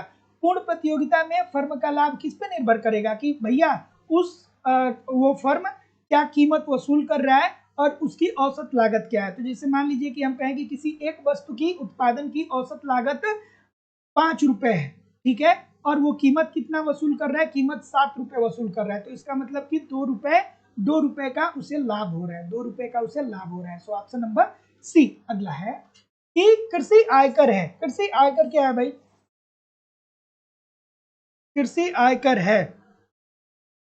सभी लोग वीडियो को लाइक शेयर कर दीजिए। संजय कुमार जी, नैना यादव जी, सुनीता शर्मा जी, शिवानी श्रीवास्तव जी, खुशी राठौर जी, सुरेश शर्मा जी, सर्वेश कुमार जी, स्मिता तिवारी जी, सुनीता गुप्ता जी, सुनीता शर्मा जी, अक्षय जी, रोशनी जी, शुभांकर कश्यप जी, अमित कुमार मौर्य जी, राजन सिंह जी, रिंकू जी, अक्षय जी, संजय कुमार जी, सभी लोगों से निवेदन है कि वीडियो को लाइक और शेयर जरूर कर दिया करिए। पुष्पा देवी जी, राजन सिंह जी, सभी लोग एक बार वीडियो को लाइक शेयर कर दीजिए और जो लोग भी चैनल पे नए हैं चैनल को सब्सक्राइब करके बेल आइकन को जरूर क्लिक कर लीजिए। Each and every day class आपकी होती है, शाम को 7:10 पे मैं लाइव आ जाता हूं। और अगर जो आप चैनल पे नए हैं तो आप डिस्क्रिप्शन बॉक्स में जाइए, लाइव स्टडी इलाहाबाद के मोबाइल एप्लीकेशन का लिंक दिया है, एप्लीकेशन को डाउनलोड कर लीजिए।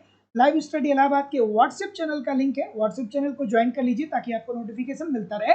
लाइव स्टडी इलाहाबाद के टेलीग्राम चैनल का लिंक है, उसे भी आप ज्वाइन कर लीजिए ताकि आपको सारी इंफॉर्मेशन समय समय पे मिलती रहे। क्या उत्तर आ रहा है भाई आपसे नंबर?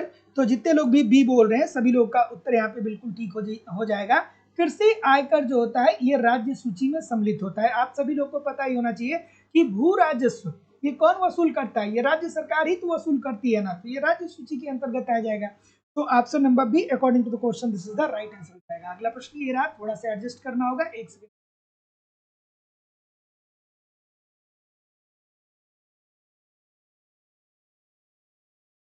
क्या उत्तर आ रहा है भाई?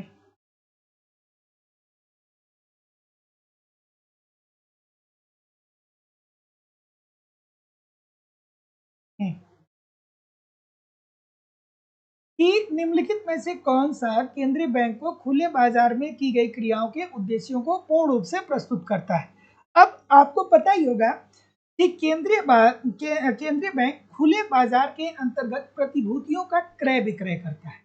और प्रतिभूतियों का क्रय विक्रय क्यों किया जाता है? प्रतिभूतियों का क्रय विक्रय इसलिए किया जाता है क्योंकि अर्थव्यवस्था में मुद्रा की मात्रा को संतुलित रखा जाए। क्योंकि अगर जो अर्थव्यवस्था में मुद्रा की पूर्ति बहुत ज्यादा बढ़ जाएगी तो इससे क्या होगा, अर्थव्यवस्था में महंगाई आ जाएगी, मुद्रा स्फीति आ जाएगी, जो अर्थव्यवस्था के लिए सही नहीं। क्योंकि मुद्रा की पूर्ति बढ़ेगी तो सबकी क्रय शक्ति बढ़ेगी, क्रय शक्ति बढ़ेगी तो लोग क्या करेंगे कि मांग को बढ़ाएंगे, मांग के अनुरूप पूर्ति नहीं हुआ तो वस्तु की कीमतें बढ़ जाएंगी। तो अगर मुद्रा की पूर्ति अर्थव्यवस्था में बहुत ज्यादा होती है तो उससे मुद्रा स्फीति आ जाता है। और ऑन द अदर हैंड वहीं दूसरी तरफ देखा जाए तो अगर जो अर्थव्यवस्था में मुद्रा की पूर्ति कम होती है तो उससे क्या होता है, मुद्रा की पूर्ति कम होती है तो अर्थव्यवस्था में आर्थिक क्रियाएं कमजोर होने लगती हैं और अर्थव्यवस्था मंदी की स्थिति में जाने लगती है।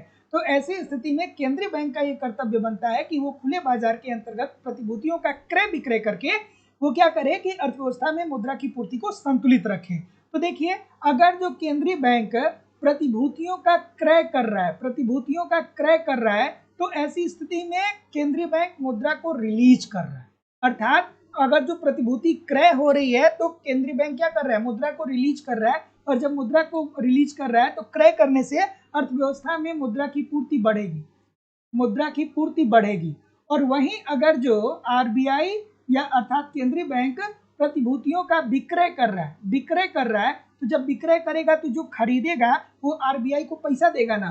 तो जब वो विक्रय कर रहा है तो इससे अर्थव्यवस्था, इससे मुद्रा का प्रवाह आरबीआई के पास जा रहा है, और आरबीआई के पास जाएगा तो मुद्रा की पूर्ति में कमी आएगी, मुद्रा की पूर्ति में कमी आएगी। तो याद रखिएगा कि क्रय करेगा तो मुद्रा की पूर्ति बढ़ेगी और विक्रय करेगा तो मुद्रा की पूर्ति कम होगी। एक प्रश्न आपके पेपर में यहाँ से बार बार पूछा जाता है। अब इससे आसान भाषा में इकोनॉमिक्स नहीं हो सकता है, जितना आसान भाषा में मैं आपको बता रहा हूँ इससे आसान भाषा में इकोनॉमिक्स नहीं हो सकता है। तो क्या उत्तर आ रहा है, तो चलिए देखते हैं। तो ये क्रियाएं अर्थव्यवस्था में तरलता के परिमाण एवं ब्याज दर की संरचना को नियमित करने के लिए की जाती है। वही तो मैं बता रहा था कि प्रतिभूतियों का क्रय विक्रय इसीलिए किया जाता है ताकि अर्थव्यवस्था में मुद्रा की पूर्ति संतुलित रहे, जिससे ना ही महंगाई बढ़े और ना ही मंदी आए। So option number B this is the right answer हो जाएगा। कुछ बोल रहे हैं कि सर बी और सी दोनों है, तो देखिए एग्जामिनेशन हॉल में जब भी इस तरीके की चीजें आपको देखने को मिले कि बी और सी दोनों उत्तर ठीक है, तो एक्स्ट्रा ऑर्डिनरी दिमाग लगा करके सी पे क्लिक मत करिएगा, ऑप्शन नंबर बी पे क्लिक करिएगा, क्योंकि जो पहले वाला उत्तर होता है उसी पे आयोग आपको अंक देता है। ठीक है ना। तो बहुत लोग दिमाग लगाने लगते हैं कि बी भी सही है सी भी सही है तो सी उत्तर मार दीजिए, तो ऐसा बिल्कुल आपको नहीं करना है। जो पहले उत्तर सही होता है उसी को आपको एग्जामिनेशन हॉल में क्लिक करना होता है। अगला प्रश्न आपके सामने ये रहा, बच्चों वाला प्रश्न है भाई, ये तो सभी लोग बताएंगे। 2 3 4 5 चीजें और बताइए मुझे कमेंट करके आरबीआई से संबंधित। आरबीआई एक्ट कब आया था, आरबीआई एक्ट कब आया था, आरबीआई की स्थापना कब हुई थी, आरबीआई का राष्ट्रीयकरण कब हुआ था, बताइए भाई। इजी सी बात है, बच्चों वाली बात, छोटा बच्चा भी बताएगा एक बार पढ़ा होगा तो याद रखिएगा। आरबीआई एक्ट, आरबीआई एक्ट कब आया था, तो आरबीआई एक्ट आता है आपका 1934 में। इसी के अंतर्गत आरबीआई की स्थापना होती है, कब होती है, 1935 में, अर्थात आरबीआई एक्ट 1934 में आता है और आरबीआई की स्थापना 1935 में होता है। और आरबीआई का जो राष्ट्रीयकरण है वो कब होता है, वो होता है 1949 में। ये 4 डेट ध्यान से रखिएगा, खास करके ये वाला बहुत इंपॉर्टेंट है, आरबीआई एक्ट बहुत लोग गलत करते हैं। तो ऑप्शन नंबर बी। अगला, हैरेड प्रतिमान में यदि वांछित विकास दर वास्तविक विकास दर से कम है तो परिणाम क्या होगा भाई, क्या उत्तर आ रहा है।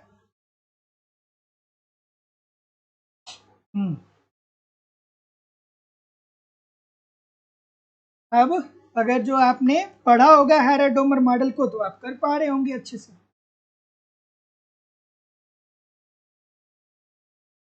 तीन कंडीशन अब आपको पता होनी चाहिए, मैं बार बार आप लोगों को बताता हूँ कि हैरेड की 3 कंडीशन आपको पता होनी चाहिए।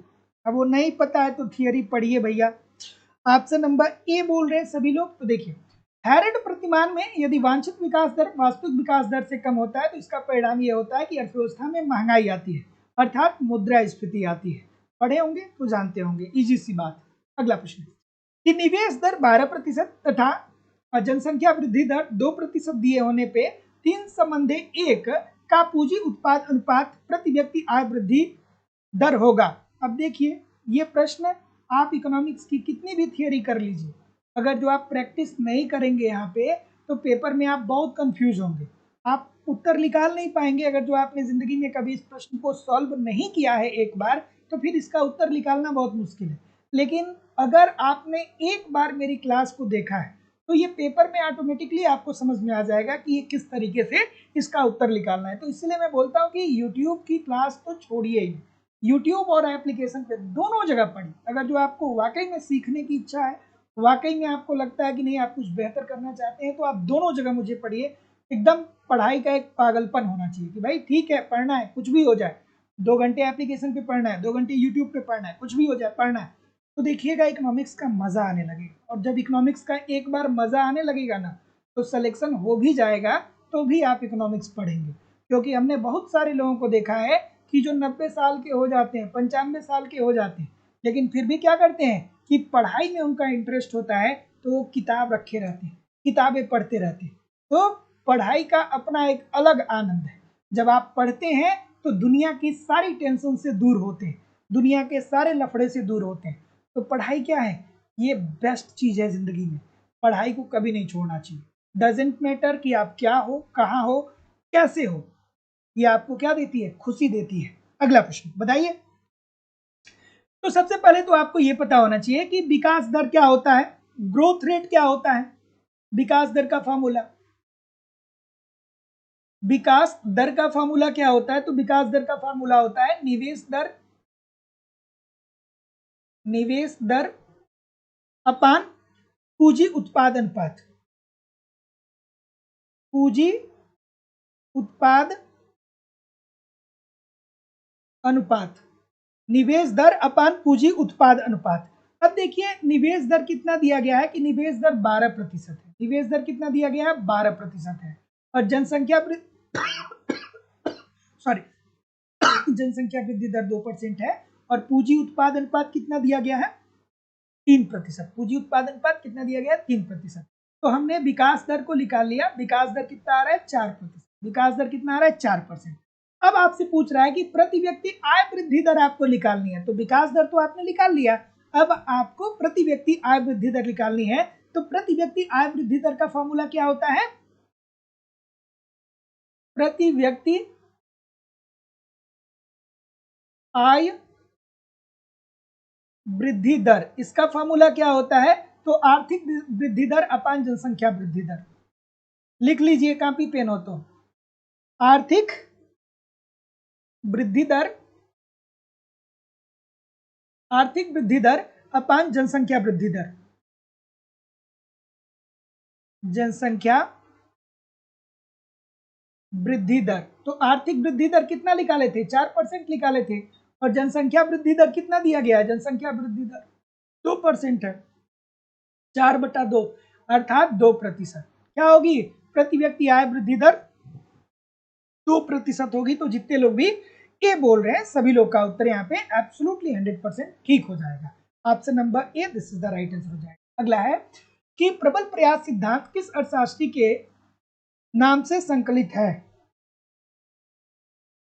प्रबल प्रयास सिद्धांत, जिसे हम और किस नाम से जानते हैं, बड़े धक्के का सिद्धांत, बड़े धक्के का सिद्धांत, या इसे और किस नाम से जाना जाता है, big push theory. Big push theory या प्रबल प्रयास सिद्धांत या बड़े धक्के का सिद्धांत, ये किसने दिया था, रोजेस्टीन रोडान ने दिया था। क्या बोला था रोजेस्टीन रोडान ने बड़े धक्के के सिद्धांत के अंतर्गत, कि देखिए भैया, एक जब जो विकास, जो अल्प विकसित अर्थव्यवस्था या विकासशील अर्थव्यवस्था होती है, वो गरीबी के दुष्चक्र में फंस जाती है। और जब गरीबी के दुष्चक्र में फंस जाती है, तो वहां पे प्रति व्यक्ति आय इतना कम हो जाता है कि लोग निवेश कर ही नहीं पाते। और जब लोग निवेश नहीं कर पाएंगे तो अर्थव्यवस्था का विकास नहीं हो पाएगा। ऐसी स्थिति में सरकार को अर्थव्यवस्था में बड़े पैमाने पे निवेश की जरूरत होती है। सरकार को अर्थव्यवस्था में बड़े पैमाने पे निवेश की जरूरत होगी। और जब बड़े पैमाने पे निवेश होगा तो एक तरफ मांग बढ़ेगा, और मांग बढ़ेगा तो दूसरी तरफ पूर्ति बढ़ेगा। मांग व पूर्ति दोनों सुचारू रूप से आगे बढ़ेगा तो उत्पादकता का स्तर बढ़ेगा, और उत्पादकता का स्तर बढ़ेगा तो देश आर्थिक विकास के पथ पे अग्रसर हो जाएगा। सो ऑप्शन नंबर जितने लोग भी क्या बोल रहे हैं, ये बोल रहे हैं, ठीक बोल रहे हैं। अगला प्रश्न आपके सामने ये रहा, थोड़ा सा एडजस्ट करना होगा एक। चलिए भाई, हिग्स की बात हो रही है।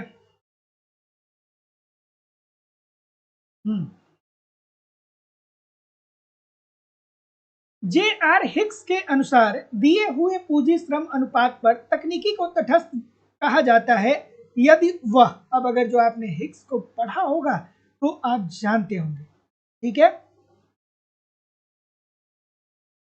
ठीक है, इजी सी बात है, बहुत खूबसूरत सी बात यह है। तो जे आर हिक्स के अनुसार दिए हुए पूंजी श्रम अनुपात पे तकनीकी को तटस्थ अर्थात तकनीकी को स्थिर कब माना गया है, तो तकनीकी को तटस्थ या स्थिर तब माना जाता है जब श्रम और पूंजी की सीमांत उत्पादकता में समान दर से वृद्धि होती है। So option number B according to the question this is the right answer हो जाएगा। याद रखिएगा, इजी सी बात है कि जे.आर. हिक्स के अनुसार दिए हुए पूंजी श्रम पर तकनीकी को तटस्थ कहा जाता है। कैसे कहा जाता है? इसलिए कहा जाता है, तब कहा जाएगा, कब कहा जाएगा? तब कहा जाएगा जब श्रम और पूंजी की सीमांत उत्पादकता में समान रूप से वृद्धि होती है। अगला प्रश्न ये रहा कि कंपनी के पूर्ण परिवर्तनीय ऋण पत्र का तात्पर्य है कि यह परिवर्तनीय है। क्या खूबसूरत सा प्रश्न है, आराम से करिए।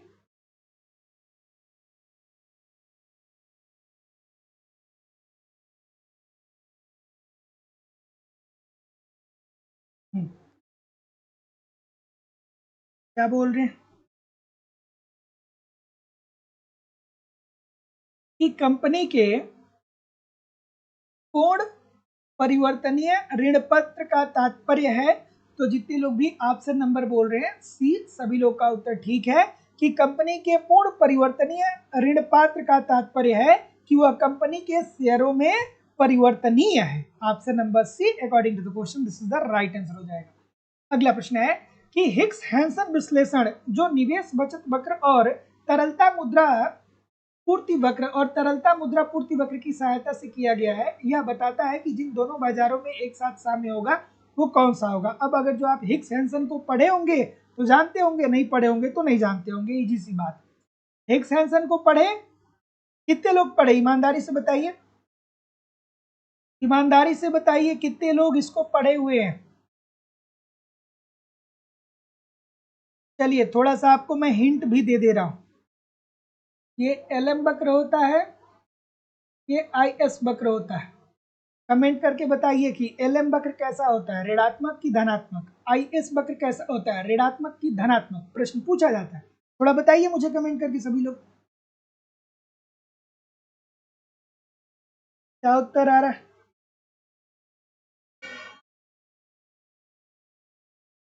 तो जैसा कि मैं देख पा रहा हूं, तो हिक्स हैंसल क्या बोल रहे हैं? डी बोल रहे हैं ना, मुद्रा बाजार और वस्तु बाजार में।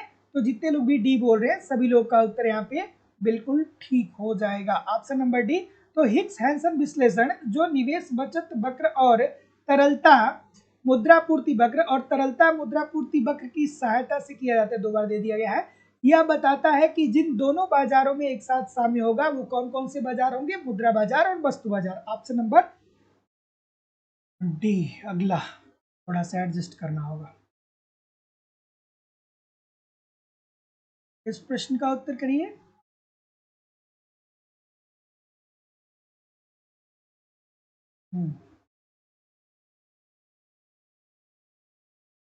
आईएस निगेटिव और एलएम पॉजिटिव, ठीक है। एलएम पॉजिटिव होता है, आईएस निगेटिव होता है, ये पूछा जाता है प्रश्न आपके पेपर में कि भारत की जनसंख्या के संदर्भ में निम्नलिखित में से कौन सा तथ्य सही है। भारत की जनसंख्या के संदर्भ में निम्नलिखित में से कौन सा तथ्य सही है, बेसिकली आपको बताना है।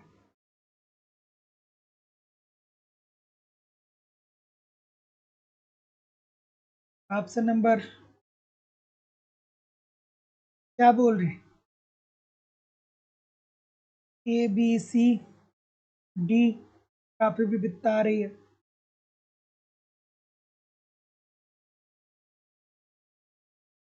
हम्म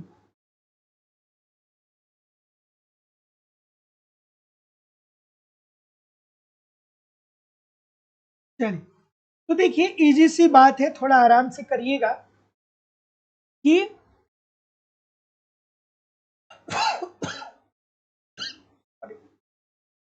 क्या बोल रहे हैं सभी लोग, डी बोल रहे हैं क्या?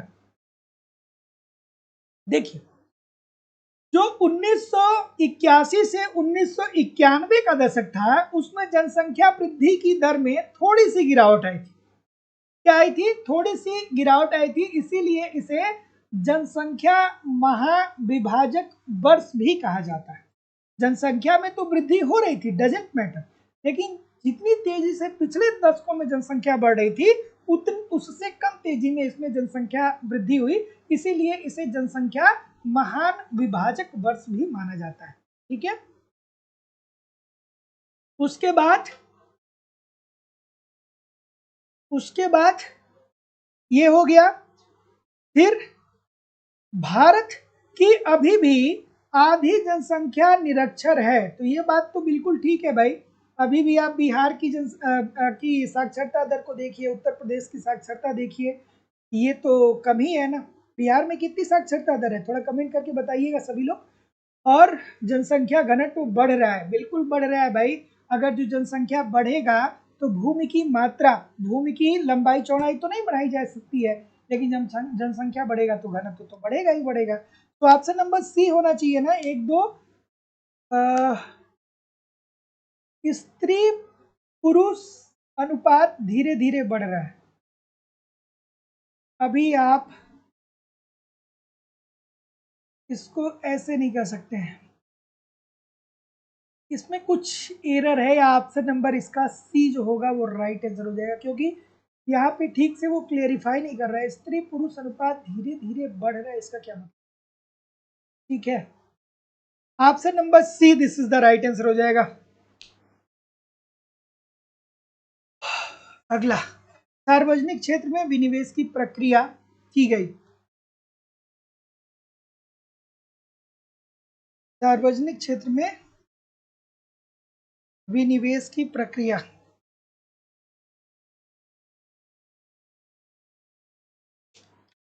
क्या उत्तर आ रहा है?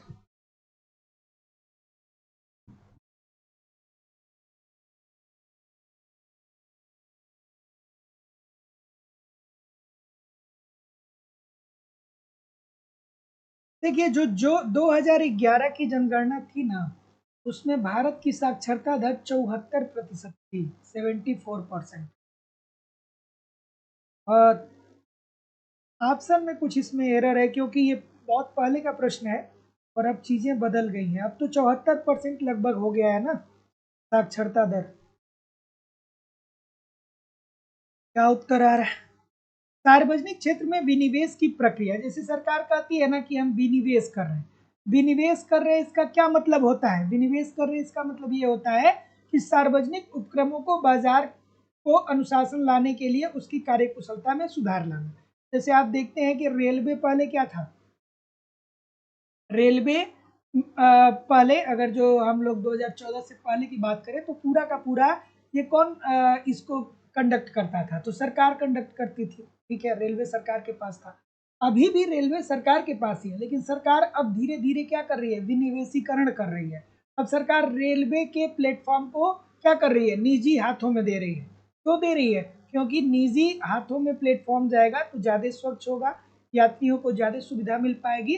तो इस प्रश्न की अगर जो हम लोग बात करें तो सार्वजनिक क्षेत्र में विनिवेश की प्रक्रिया की गई है। क्यों की जाती है? क्योंकि सार्वजनिक उपक्रमों को सरकार को अनुशासन में लाने के लिए एवं कार्यकुशलता में सुधार करने के लिए। अगला प्रश्न आपके सामने ये रहा कि राज्यों को तदर्थ अनुदान हेतु गाडगिल फार्मूले के अंतर्गत सर्वाधिक महत्व दिया गया। बहुत बार ये प्रश्न आपकी अलग अलग परीक्षाओं में पूछा गया, थोड़ा आराम से करिएगा इस प्रश्न को। क्या उत्तर आ रहा है?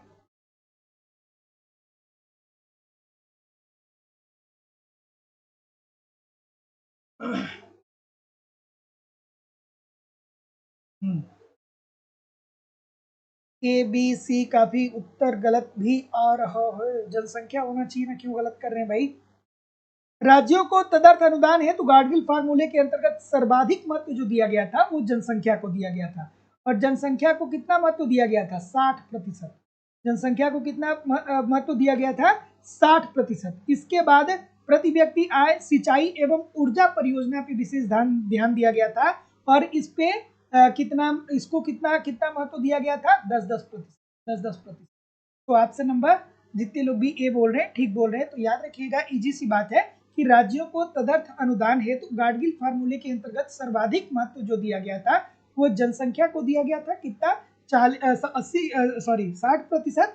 और बाकी के जो महत्व दिए गए थे, प्रति व्यक्ति आय, कर, सिंचाई एवं ऊर्जा को, इसमें कितना कितना डिवाइड किया गया था? 10-10%। तो ऑप्शन नंबर ए। अगला, कि जीएनपी और जीडीपी के अंतर हैं। जीएनपी और जीडीपी, जीएनपी और जीडीपी, तो एक लाइन की बात समझिएगा। जब हम लोग जीडीपी की बात करते हैं ना, तो तो अपने घरेलू अर्थव्यवस्था की बात करते हैं, अर्थात देश के अंदर की बात करते हैं, देश के अंदर की बात करते हैं।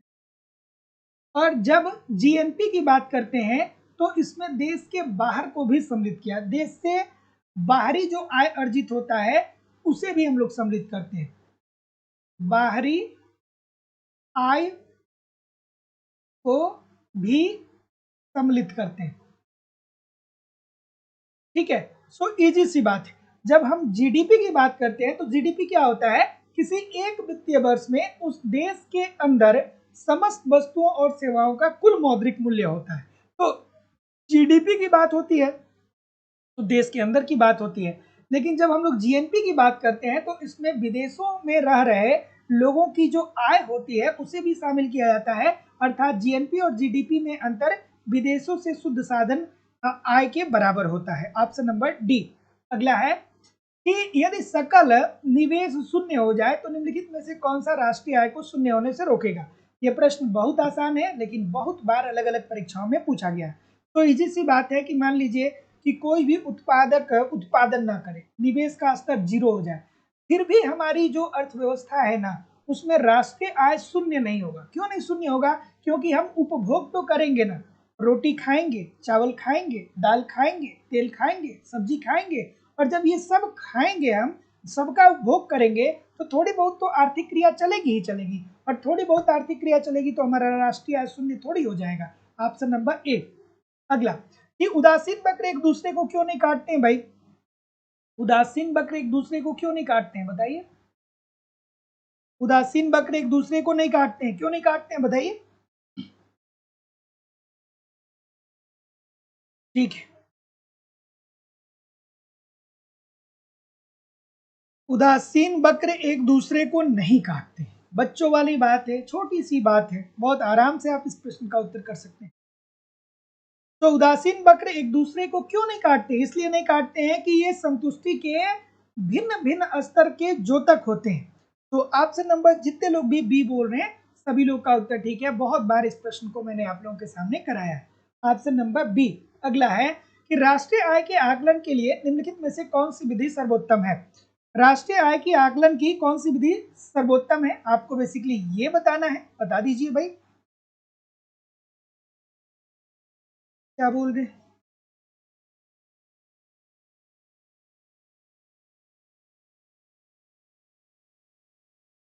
तो देखिए राष्ट्रीय आय की जितनी भी विधियां हैं उसमें कुछ न कुछ कमियां देखने को मिलती हैं, कुछ न कुछ एरर देखने को जरूर मिलता है, थोड़ा सा ही देखने को मिलता है लेकिन देखने को मिलता है। तो अगर जो हम लोग बात करें कि अगर किसी देश की राष्ट्रीय आय के बारे में आपको पता करना है और सटीकता से आप पता करना चाहते हैं तो आपको आय विधि और उत्पाद विधि दोनों का प्रयोग करना चाहिए कि लोगों की आय क्या है और उत्पादन का स्तर देश में क्या है। तो जितने लोग भी डी बोल रहे हैं ठीक बोल रहे हैं, और ध्यान रखिएगा कि राष्ट्रीय आय की मापने की 3 विधियां प्रचलित हैं, आय विधि, उत्पाद विधि और व्यय विधि, और सर्वोत्तम विधि जो होती है वो आय और उत्पाद विधि होती है। अगला कि जब दो वस्तुओं के बीच मांग की आड़ी लोच शून्य होती है तो वो वस्तु कैसी होती है, बच्चों वाला प्रश्न है। अब एक प्रश्न आप कोई भी पेपर इकोनॉमिक्स का उठा लीजिएगा, अच्छे से गहनता से अगर जो पेपर को आप पढ़ेंगे तो इससे एक प्रश्न आपके पेपर में निश्चित तौर पे पूछा जाता है। तो अगर जो दो वस्तुएं क्या है, मांग की आड़ी लोच शून्य है, तो अगर जो मांग की दो वस्तुओं के बीच मांग की आड़ी लोच शून्य है तो ये वस्तुएं होंगी स्वतंत्र वस्तु होंगी। ये कैसी वस्तु होंगी, स्वतंत्र वस्तु होंगी। जैसे एक तरफ हम कहें कि कपड़ा है और दूसरे तरफ आपकी भूख है, तो भूख और कपड़े का कोई तालमेल नहीं ना है। आप भूख आपको एक अलग तरीके की चीज है और कपड़े अलग तरीके की चीज है। भूख आपकी सॉरी एक सेकेंड, भूख लगी है तो उससे क्या होता है कि आप रोटी का उपभोग करेंगे, और अगर जो आपके पास कपड़े नहीं है तो फिर आप कपड़े को खरीदेंगे। इजी सी बात है, मतलब भूख और कपड़े का कोई भी तालमेल नहीं है। तो ये स्वतंत्र वस्तु हो गई। पूरक वस्तु, इसके संदर्भ में मांग की आड़ी लोच कैसी होती है, तो पूरक वस्तुओं के संदर्भ में मांग की आड़ी लोच कैसी होती है, सभी लोग कमेंट करके बताइए। ये होती है ऋणात्मक। क्यों ऋणात्मक होती है, जैसे पूरक वस्तु जैसे कार हो गया और पेट्रोल हो गया, तो सपोज करिए कि एक वस्तु की कीमत में अगर जो वृद्धि होगी तो दूसरे वस्तु की मांग में ऑटोमेटिक कमी आ जाएगी। कार की कीमत में अगर जो वृद्धि हो रही है तो जाहिर सी बात है कि जब कीमत बढ़ती है तो उपभोक्ता कार की मांग को कम करेगा, और जब आप कार आपके पास होगा ही नहीं तो पेट्रोल की मांग क्यों करेंगे, तो पेट्रोल की भी मांग कम हो जाएगी। उसके बाद प्रतिस्थापन वस्तुओं के संदर्भ में, जैसे चाय हो गया और कॉफी हो गया, चाय और कॉफी प्रतिस्थापन वस्तुओं के संदर्भ में मांग की आड़ी लोच कैसी होती है, धनात्मक होती है। जैसे अगर जो चाय की कीमत में वृद्धि हो रही है तो आप क्या करेंगे कि चाय की मांग को कम कर देंगे, और जब चाय की मांग को कम कर देंगे तो आप कॉफी की मांग को बढ़ा देंगे। ठीक है, उसी तरीके से विलासिता की वस्तुएं आपकी मांग की आड़ी लोच कैसी होती है, इकाई से ज्यादा होती है, अर्थात पॉजिटिव होती है इकाई से ज्यादा। क्यों ऐसा होता है, क्योंकि जितनी तेजी से आपकी आय में वृद्धि होती है उतनी ज्यादा, उससे कहीं ज्यादा तेजी से आप विलासिता की वस्तुओं पे व्यय करते हैं। तो 4 में से एक प्रश्न आपके पेपर में जरूर आएगा। और एक और आता है ना, कौन सा वाला, पूर्ण स्थापन वाला। पूर्ण स्थापन के संदर्भ में मांग की आड़ी लोच क्या होती है, इनफाइनाइट होती है। तो ये चारों पांच ही चीजें आपको समझ में आनी चाहिए। अगला प्रश्न आप लोगों के सामने ये रहा, ठीक, कि एक आदर्श मांग सारणी में मांगी गई मात्रा में परिवर्तन। तो अगर जो मांग सारणी की बात करते हैं भैया, तो बहुत बार आप लोगों को मैं बताया हूं, क्या इधर होता है आपका कीमत, इधर कीमत होता है, और इधर क्या होता है, इधर मांगी गई मात्रा होता है, मांगी गई मात्रा होता है। तो सपोज करिए कि अगर जो किसी वस्तु की कीमत 10 रुपए है, तो 10 रुपए किसी वस्तु की कीमत है, तो उस वस्तु की 10 क्वांटिटी की आप मांग कर रहे हैं, अर्थात आप 100 रुपए खर्च कर रहे हैं। 100 रुपए आपके पास है और एक वस्तु की कीमत 10 रुपए है, तो आप 10 वस्तुओं को परचेज कर पा रहे हैं। लेकिन कीमत सपोज करिए कि अब 10 रुपए की जगह पे 20 रुपए हो जाए, तो अब 20 रुपए हो जाएगा तो आप 5 ही तो वस्तु की मांग कर पाएंगे, क्योंकि अब 20, 25, 100, चूंकि आपके पास 100 रुपया तो है, तो मांग और कीमत में क्या हो जाएगा, विपरीत संबंध होगा।